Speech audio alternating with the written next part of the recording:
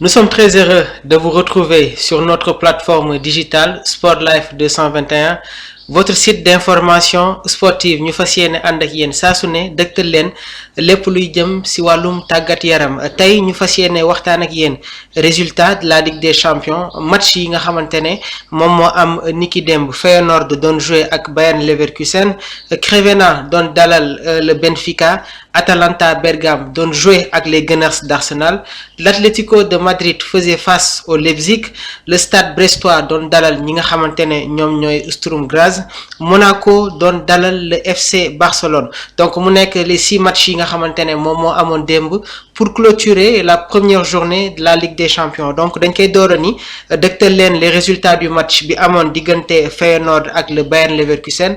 Bayern Leverkusen moom moo gagné sur le score de 4-0. Les hommes de Xabi Alonso s'imposent sur cette première journée avec une formation 3-5-2. Donc Tapsoba, Jonathan Tah ak Hincapié ñoom ñoo doon formé li nga xamante ne moom mooy la défense centrale. Si milieu terrain bi Andrich, Granit Xhaka, sur les côtés Frimpong ak Grimaldo. En attaque gisoon nañu le trio composé de Florian Wirtz, Terrier ak Boniface. L'homme du match mi ngi doon ki nga xamante ne moom mooy Florian Wirtz, auteur de 2 buts, waaye tamit Grimaldo bokk na ci buteur yu Bayern Leverkusen. Donc il faudra compter sur les hommes de Xabi Alonso qui sont en train de lancer leur campagne européenne. Beneen match bi Crevena de Chérif Ndiaye, passeur décisif, ñoom ñoo doon jouer ak le Benfica moom moo leen gagné à domicile sur le score de 2-1. waaye ñu gis un Chérif Ndiaye très percutant, auteur d'une passe décisive. Donc ñi nga xamante ne ñoom ñooy waa Crevena dinañu jéem a yëkkatiku lors du prochain match. Dañuy jàll tamit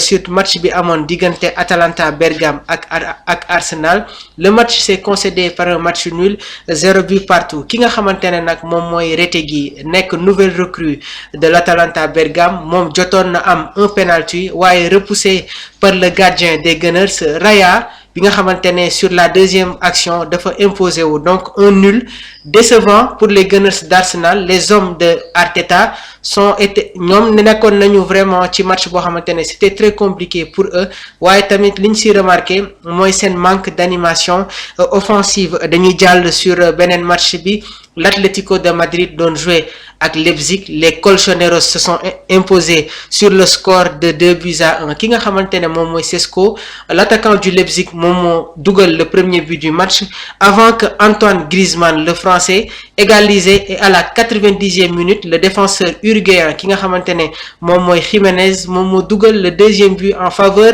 de l'Atlético de Madrid. Donc les Colchoneros s'imposent sur le score de 2-1 sur un match très intense.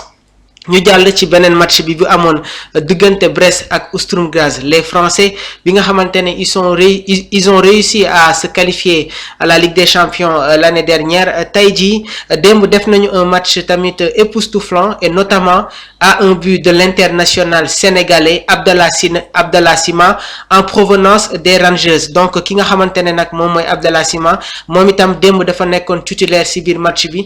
Donc Brest moom moo gagné 2-1 di xaar ni tamit les prochaines rencontres. Pour terminer dañ koy tëj ak le Monaco bi doon dalal le FC Barcelone. Donc ñi nga xamante ne ñoom ñooy les Monégasques, ils se sont imposés sur le score de 2-1, notamment à des buts de ki nga xamante ne moom mooy Akliouche ak tamit attaquant bii di Ileni Kena. Donc moo nekk Monaco moom moo gagné 2-1. ki nga xamante ne nag moom mooy Lamine Yamal moom moo dugal le but du FC Barcelone. Donc Barça am sa première défaite ci biir saison bi. Donc ñi ngi xaaral ni la prochaine sortie des Blaugrana. Donc lii lañ leen indiloon ci seen rubrique sportif.